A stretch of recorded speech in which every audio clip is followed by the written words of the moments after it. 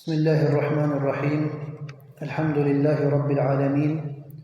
Wassalatu wassalamu ala ashrafil anbiya'i wal mursalin. Nabiyyina Muhammadin wa ala alihi wa sahbihi wa atammu at-taslim, amma ba'd. Falenderojmë Allahun, vetëm për ti ndihmë dhe falje kërkojmë atij, lutemi që të na ruaj prej skeqjes së veteve dhe veprave tona. Paqja, mëshira, mirësi dhe bekimet e Allahut qofshin mbi profetin dhe dërguarin e tij Muhammedin sallallahu alaihi wasallam dhe mbi të gjithë ata të cilët e ndjekin dhe e pasojnë rrugën e tij deri në ditën e fundit. Vazhdojmë në temën e javës kaluar, pra në kapitullin e kaderit dhe në çështjen e udhëzimit dhe devijimit. Sikur se e cekëm, kjo është temë që është pak e gjatë, nuk ka gjëra të vështira me lehtë Allahut, mirë po, ka, për masën e vet të njohurive që mirë është i përmendim. Thamë që para se të futemi në temë, do përmendim 10 pika parathënie, ku prej tyre kemi përmend vetëm 5. Dhe jemi pikërisht tani në parathënien e 6. Prej parathënieve që përmendëm, ishte që një përkujtim i shpejt, ajo që na vjen tani, ishte që çështja e kaderit, sidomos tema e udhëzimit apo e devijimit, na është dhënë prej dijes saj vetëm se pak. Edhe ne nuk e të i kalojmë këtë dije që na është dhënë, mirë po qëndrojmë aq sa na ka ardhur në Kur'an dhe Sunet. Tjetra, Allahu nuk i ka bërë padrejtësi robëve.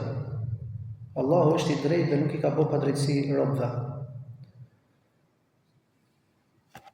Edhe disa pika tjera, por që nuk po mbin tani, pa u zgjat, vazhdojmë në parathënien e 6. Edhe ajo është që duhet përkujtosh, o vëlla musliman, se mirësia, nëse ai që ka mirësinë ta ka ndaluar të mirësitë të tijën, pra nuk ta jep atë mirësi, ai nuk është i padrejtë. Allahu i lartësuar nuk i ka për detyrë asnjë gjë robët vet. Edhe këtë duhet jemi, duhet ta kemi të qartë. Nuk na e ka borxh Allahu asnjë gjë. Çdo gjë që ai na jep është mirësi e pastër prej atij subhanahu wa ta'ala. Kur Allahu udhëzon prej mirësisë vet, të cilën ja jep kujt doj.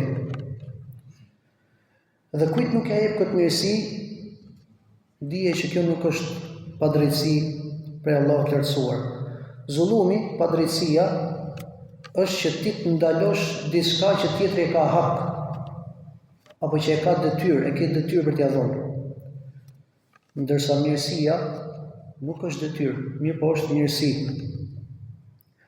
Përkujtimi i këtij rregulli ka rëndësinë e vet pikërisht në këtë çështje, në çështjen e udhëzimit dhe devijimit. Parathënia e 7, Allahu i lartësuar nuk merret në llogari edhe nuk pyetet Allahu për atë që ai vepron. Si mund ta pyesë robi Allahun, apo si mund të pretendojë që të marrë në llogari krijuesin e gjithësisë? Ai të ka kriju, ai të ka furnizuar, ai t'i ka dhënë gjithë këto të mira që po jetojmë e po i shohim, pa ti pas për detyrë me t'i dhënë, pastaj të merret në llogari për atë që ai vendos, ndërkohë që ai ka urtësinë absolute, ka diturinë absolute. Allahu thot: la yus'alu amma yaf'alu wa hum yus'alun. Askush nuk guxon ta pyes Allahun në lidhje me atë që ai bën, pasi vetëm atij i përket pushteti e vendimi. Përkundrazi, është ai që ka për t'i pyetur ata, pasi të gjithë janë robërit e vet, dhe ka për t'u dhënë atë që ata meritojnë për veprat që i veprojnë. Për këtë fakt o vëlla musliman, duhet jesh i bindur dhe duhet jesh i qetë në zemër. Për shkak se siç tham, Allahu është i përsosur, dija dhe urtësia e tij është e përsosur. Përderisa Allahu ka urtësinë absolute, ka dijen absolute, si mund të futet njeriu në atë që Allahu e ka caktuar? Në mënyrë që të shikojë a është ky caktimi i Allahut i saktë apo i gabuar. Ky lloj studimi, po themi, a ja ka qelluar, ka gabu, bëhet për njeriu që është i mangët. Ndërsa urtësia dhe dija e tij që ka krijuar urtësinë dhe dijen tënde, pra nuk krahasohet, nuk mund të futesh ti në urtësinë absolute të Allahut. Në moment që njeriu futet në këtë lloj kapitulli, padyshim që gabon, pra futet në këtë lloj ta studioj a ka gabuar apo jo, padyshim që kjo është humbje, dhe është devijim. Kështu që nuk pyetet Allahu për atë që udhëzoi, sikurse nuk pyetet për atë që e lan humbje. Dikush mund thotë, si udhëzu filani, ai ka qenë, nuk lejohet.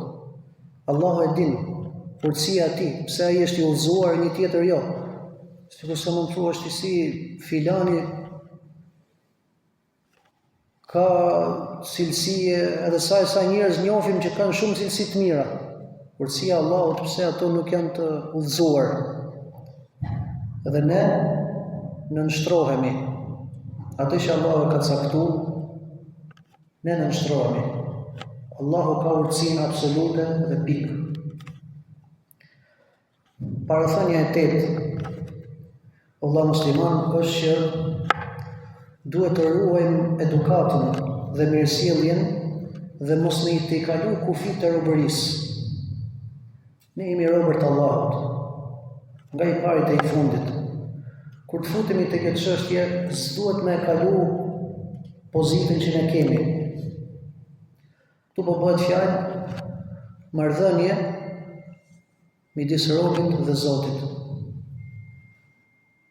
Pra nuk po bëhet fjalë marrëdhënie midis dy njerëzish që hajde tani të gjykojmë. Bëhet fjalë marrëdhënie e robit dhe Zotit. Robi që është i dobët, që nuk posedon asgjë për veten e vet, dhe Allahu që posedon çdo gjë që ti ke. Dhe të ka dhënë çdo gjë që ti ke. Ti ke nevojë për Allahun, ai nuk ka nevojë për asgjë. Prandaj duhet me bë kujdes që nga gjuha mos dalin në fjalë që s'duhet, në fjalë e papërshtatshme, ose që zemra mos ketë në bindje që të çon në rrugë gabuar. Siç thamë disa njerëz kur futen në këtë temë, a thuti se po flasin me dy të barabartë apo për dy të barabartë. Ndërkohë që harrojnë që nuk është e njëjta lidhje. Po flasim lidhje rob që pa Allahun nuk është asgjë dhe për Allahun që nuk ka nevojë për asgjë. Kështu që kur të futemi në këtë temë duhet kemi edukatën e duhur ta dimë ku jemi, ku është pozita jonë. Pra jemi përballë me Zotin e gjithësisë. Edhe duhet ta dimë që deri këtu është e drejta jonë. Duhet me pas frikë Allahun, se Allah është sunduesi i gjithçkaje. Edhe duhet jemi të vetëdijshëm për këtë fakt. Parathënia e 9, muslimani duhet përkushtohet me atë që i sjell dobi në këtë lloj diskutimi, në këtë lloj teme, çështja e udhëzimit dhe devijimit. Ka me ato gjëra që të bëjnë dobi, që ty ta shtojnë imanin, që të bëjnë ty të nxisin për vepra të mira. Ndërsa diskutimet e thella apo ku diun me filozofu, ndërkohë që as nuk ngrihet imani, po më keq se kaq mund të çojnë humbje, duhet me ndalu veten, sikur se e përmendëm. Dhe kjo ishte një nga pikat që kemi përmend në mësimin e kaluar. Tani më kujtuar që nuk duhet më u fut aty që s'na ka ardhur Kur'an Sunet. Pra më mjaftu me atë që kanë sqaruar qartë argumentet dhe me lënë atë që nuk ka për të argument. Parathonja e 10 dhe e fundit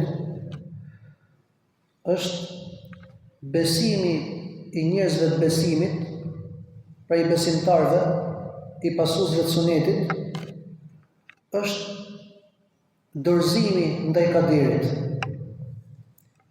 Dhe ky dorëzim i ka bo ato që të punojnë dhe nuk i ka bo dembel me u argumentu, dhe me thonë Allah i ka caktu këto punë, hajtani. Ai i cili është rrugën e drejtë dhe ndjek udhën e saktë dhe rrugën e fesë së drejtë,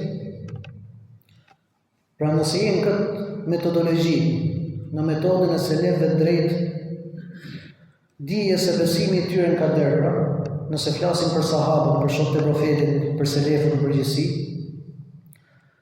përfshirë çështjen e udhëzimit dhe humbjes, i kanë nxitë që të përpiqeshin në adhurim dhe në bindje ndaj Allahut, dhe jo pretekst për përtaci ose për kundërshtuar Allahun e lartësuar për atë që Allahu ka caktuar. Një hadith që e transmeton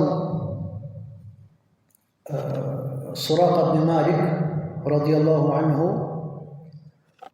është përcjell nga rrugë të ndryshme, për tyre Buhariu dhe Muslimi, por në një transmetim nga Ibn Hibani tregon se profeti sallallahu alaihi wasallam kur i informoi shokët e vet për faktin se çdo gjë Allahu e ka përcaktuar me kader dhe se çdo gjë tashmë është shkruajtur dhe nuk ka një gjë të re. Pra Allah ka shkruar çdo gjë në librin e ruajtur dhe nuk ndodh ndonjë diçka e re që nuk e ka shkruar Allahu. Suraka radhiyallahu anhu e pyeti profetin: "Atëherë për çfarë punojmë? Nëse çdo gjë është shkruar, për çfarë punojmë?" Profeti sallallahu alaihi wasallam i tha: "Veproni, i'malu fa kullun muyassar." Secili do ta ketë të lehtësuar atë për cilën ai është krijuar. Dhe Suraka radhiyallahu anhu tha, pas kësaj fjale që më tha profeti, nuk kam qenë më i përkushtuar në përpjekje se sa që tani. Mos i më tha profeti sallallahu alaihi wasallam këtë fjalë. Kështu duhet të veprojmë dhe ne siç kanë vepruar parët. Profeti tha, çdo gjë është shkruar, atëherë pse të punojmë? Punoni se gjithë secili është lehtësuar për atë që Allahu e ka krijuar. Kjo gjë tham vetëm se më arriti zellin për të bërë punë të mira. Kur ai e dëgjoi këtë fjalë dhe kuptoi se robi arrin atë që Allahu e ka caktuar përmes shkaqeve që Allahu i ka dhënë mundësi me i marr, u përpoq me zell në punë të mira, në mënyrë që të ishte më afër shpëtimit. Ai veproi duke marrë shkaqet e duhura. Kështu duhet të jetë dhe muslimani, me ndjek rrugën e parëve, siç e kanë kuptuar ata, duhet me kuptuar dhe ne. Besimin kader i nxiti ata të përpiqeshin në bindje ndaj Allahut të lartësuar dhe të largoheshin nga ndalesat. Dhe jo që t'i çonte në të kundërtën, siç ndodh me disa njerëz, Allahu na ruaj. Sikur se i përmendëm më përpara që ka prej njerëzve argumentohen pra me kaderin për të justifikuar mohimin e tyre. Këto parime që i përmendëm, të 10-ta, pra këto 5 tani dhe 5 në mësimin e kaluar, kushdo mund t'i kthehet, duhet me i majtë gjithmonë mendje dhe mos i harrosh, sepse këto pra janë parime që kur të futesh, më thonë, në çështjen e kaderit, mos bish gabim. Pas këtyre, kalojmë në besimin e ehli sunetit dhe xhamatit në çështjen e udhëzimit dhe devijimit. Një pjesë dhe përmenim këtë mësim, pjesë në ngelet javën që vjen, si gjithmonë do më thënë për të mos të marrë shumë kohë, derisa bëhet sa të kthehen mësimet akşam yatsi atëherë inshallah mund të marrim më shumë mësime, mirë po, duke qenë që janë masjatësie, për të mos ju vënu, shpjegojmë diçka domethënë edhe mjaftohemi me aq. Me këtë që thamë, më përpara po dhe tani, e kuptojmë se çështja e udhëzimit dhe devijimit ka dy pjesë. Pra, një pjesë që lidhet me udhëzimin, një tjetër që lidhet me devijimin. E fillojmë me të parën. Themi që besimi e ehli sunetit dhe xhamatit në çështjet e udhëzimit përmblidhet në 4 rregulla. Sot do të përmendim 2 prej tyre. Rregulli i parë. Udhëzimi është prej Allahut. Allahu është ai i cili e don udhëzimin e të udhëzuarit. Allahu don dikush të udhëzohet, ai udhëzohet. Dhe nëse Allahu nuk do të donte, kur s'kishte për të udhëzuar ai person.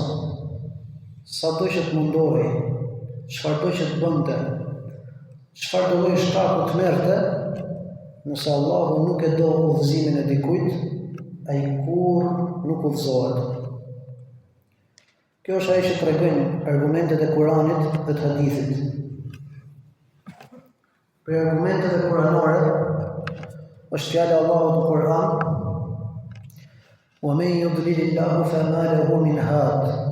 Vërtet që kë e lë Allahu në humbje, nuk ka kush ta udhëzojë. "Wa man yahdillahu fama lahu min mudill." Ndërsa atë që udhëzon Allahu, atë nuk ka kush ta çojë në humbje. Pra këto dy ajete tregojnë që Allahu e ka në dorë udhëzimin dhe devijimin e personit. Ajo që don Allahu bëhet, qoftë udhëzim, qoftë humbje. Edhe sikur të mblidheshin të gjithë njerëzit e tokës, nga i pari te i fundit, për të udhëzuar dikë, nuk udhëzojnë vetëm se atë që don Allahu i lartësuar. Profeti sallallahu alaihi wasallam ishte personi që ishte më i zellshëm në udhëzimin e njerëzve, në orientimin e tyre. Sikur se përmend Allahu në Kur'an: "Laqad ja'akum rasulun min anfusikum azizun 'alayhi ma 'anittum harisun 'alaykum bil mu'minina raufur rahim." Juve o popull arab, ju ka ardhur një dërguar prej jush. Atë e mundon ajo që ju mundon dhe juve, por ka një këmbgulje të fortë që t'ju çojë drejt udhëzimit dhe të kujdeset për ju, veçanërisht ndaj besimtarëve me të cilët është më i ndjeshëm dhe më i mëshirshëm. Ai përmend Allahu që profeti sallallahu alaihi wasallam ishte shumë i zellshëm në orientimin e njerëzve. Sado që u mundu me xhaxhajin e vet, Abu Talibin, i cili e ka ndihmu profetin sallallahu alaihi wasallam ndërkohë që ai ishte gjallë, madje prej gjërave është që ka bodhi një poezi e Abu Talibi që lavdron profetin sallallahu alaihi wasallam dhe prej atyre vargjeve që thot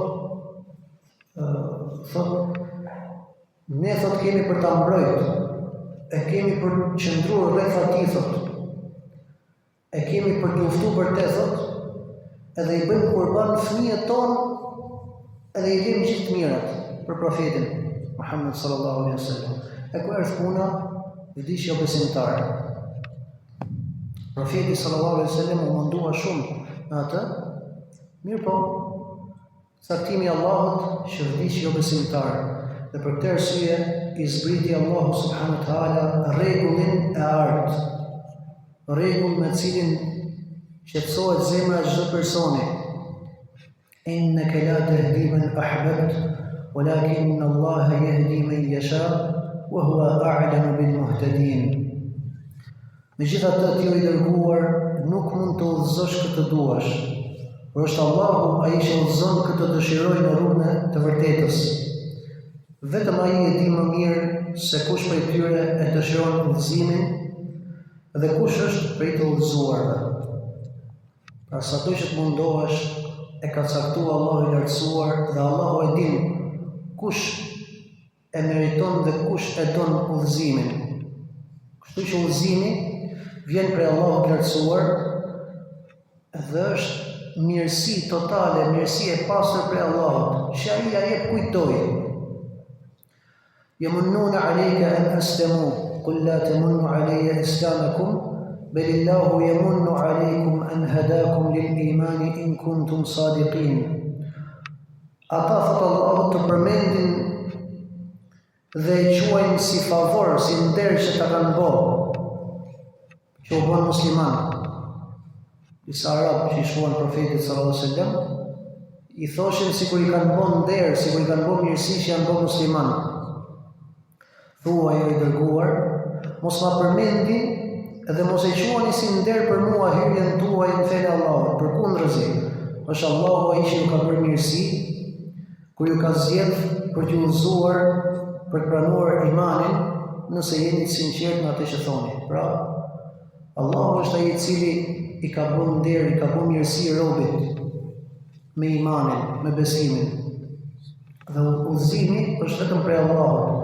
Dhe në këtë gjë e tham një nga pikat tjera që nuk e shoqëron në këtë gjë askush Allahun. Pra në këtë gjë Allahu nuk ka ortak. Sikur se kanë thënë, wallahi laula Allahu mahtadina wala tasaddaqna wala sallina. Wallahi kanë thënë, nëse s'do të ishte Allahu thot, pra nëse s'do të ishte për Allahun dhe për mirësinë e Allahut, nuk do ishim udhëzuar. Dhe nuk do kishim bërë barbesi dhe nuk do ishim falë. Edhe kështu ka pasur dhe profeti sallallahu alaihi wasallam me shokët e vet. Në moment që e kupton këtë gjë vëlla, duhet ta kuptosh që këtu ka dy element. E para është veprimi i Allahut të lartësuar. E dyta është veprimi i robit. Si? Veprimi i Allahut është udhëzimi. Dhe veprimi i robit është marrja e udhëzimit, është pranimi i këtij udhëzimit. Veprimi i robit është rezultat i veprimit të Allahut. Sipas kësaj, nëse Allahu nuk do të vepronte, nuk do të kishte vepruar asnjëriu. Men yahdillahu fa huwa al-muhtadi. Kujt ja mundson Allahu që ta gjejë udhëzimin për të rruga e tij e drejtë, ai është vërtet i udhëzuar. Nëse nuk do të vepronte Allahu, nuk do të kishte vepruar as robi. Ne kemi thonë o vëllezër që Allahu ka kriju çdo gjë. Ka kriju ty, ka kriju arsyen tënde, ka kriju veprat e tuaja. Ka kriju mundësinë që ti t'i veprosh këto vepra. Çdo mirësi, edhe për punën që ne bëjmë, është mirësi e Allahut të lartësuar. Allahu të ka mundësu të falesh, më pas ai të shpërblen. Allahu të ka mundësu të udhëzohesh, shpërblen. Allahu të ka mundësu të agjërosh, shpërblen. Ndërkohë mirësia e gjithë këtyre gjërave kthehet tek Allahu i lartësuar. Nuk është kjo mirësia jotja. Allahu ta ka mundësu ty në zemër që ti ta gjesh vërtetën. Allahu ta ka kriju kapacitetin që ti ta adhurosh atë. E me të gjitha këto, gjithë kjo mirësi kthehet tek ai të shpërblen edhe pse ti prej kësaj nuk meriton asgjë. Po vepra e robit, siç thamë, Allahu e ka lënë të lirë. Ja ka krijuar mundësinë, pra ja ka krijuar mundësinë dhe robi pastaj vepron sipas asaj mundësie që Allahu i ka dhënë. Rregulli i dytë,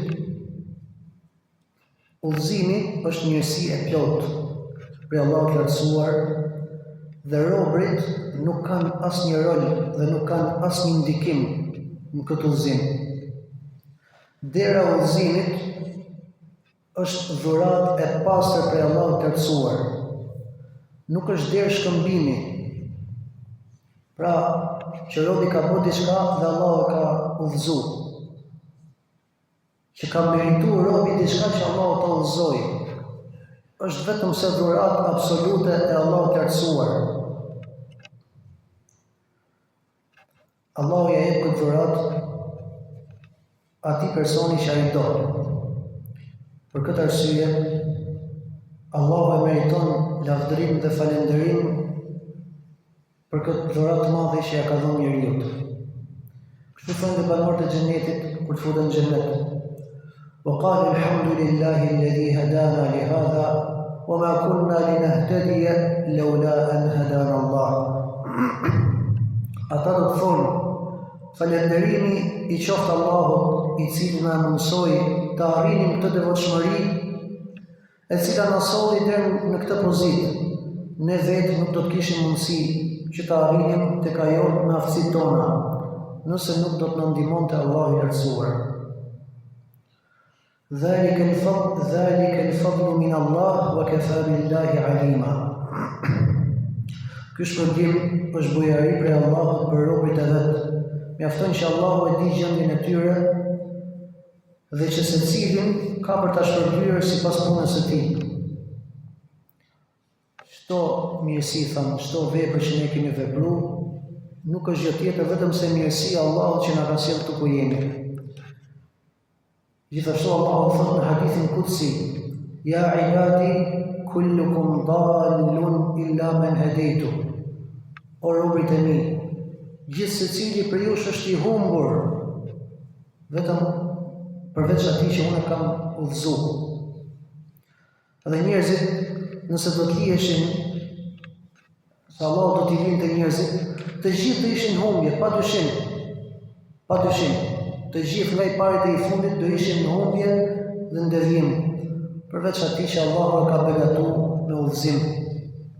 Atëherë, udhëzimi është mirësi e pastër prej Allahut të lartësuar. Dhe kjo gjë duhet t'i japi robit madhërim për Allahun. Duhet t'i japi frikë. Duhet t'i japi shpresë në mëshirën e Allahut. Pasi ai e di robi që është i padrejtë ndaj vetes vet, përveç se nëse Allahu e udhëzon. Është në humbje përveç në Allahu nëse Allahu e drejton në të vërtetën. Allahu është ai i cili e kthen zemrën e robit nga vetja, nga Allahu. Në të kundërt, njeriu do të mbetej në çrroditje totale e do të zhytej në errësirë dhe në humbje dhe në devijim. Kaq për sot, nëse ka një pyetje. Rasti në jetë koronohet, po gjithë djallë në punë. Do të humbë robin të parë, mrava, edhe ne, përveç atyre dhe që përgjigjen këto, që din nga mrava këto dhe Allah, ata një të skemata. Robrit e mi, thot po, në ibadi lejse li ka alejhim sultan. Robrit e mi, ti nuk ke pushtet mbi to. Pra ato që Allah e ka zgjedhë, që ka dash Allahu që të uzohet, nuk ka kushtahun. Pra, njëti kuptime të. Kush ndjek bulën e shejtanit? Është ai që Allah e ka lënë. Të shkoj nga drita në errësirë. Sepse ne Kush don Allahun, edhe Muhamedi alayhis salam, sallallahu alaihi wasallam. të shkoj nga errësira në dritë. Se ne thamë që çdo vepër që ne bëjmë, ç'është mirësia e Allahut të lartësuar. Apo jo? Robi do ta shkojë, është atë kullu mesën. Po, S'ka s'ka dyshim. Po ama duhet jemi në vetdije që sado që ti mundohesh, gjithë kjo mirësi kthehet tek Allahu i lartësuar. Gjithë ai mundim i madh që ti mendon që ke bërë diçka, dije që është e gjitha mirësia e Allahut të lartësuar që të ka mundsuar. Argumentet janë këtu, se devijimet që ka bërë njeriu, po është bashkëpunim me shejtanin. Bibla e djallit. Thotë 200 gomere ishin thërë, me lëkurët e gomerëve ishin shkruajt Biblën. Apo ty. Bibla e djallit, në të faqe më ngoshtë.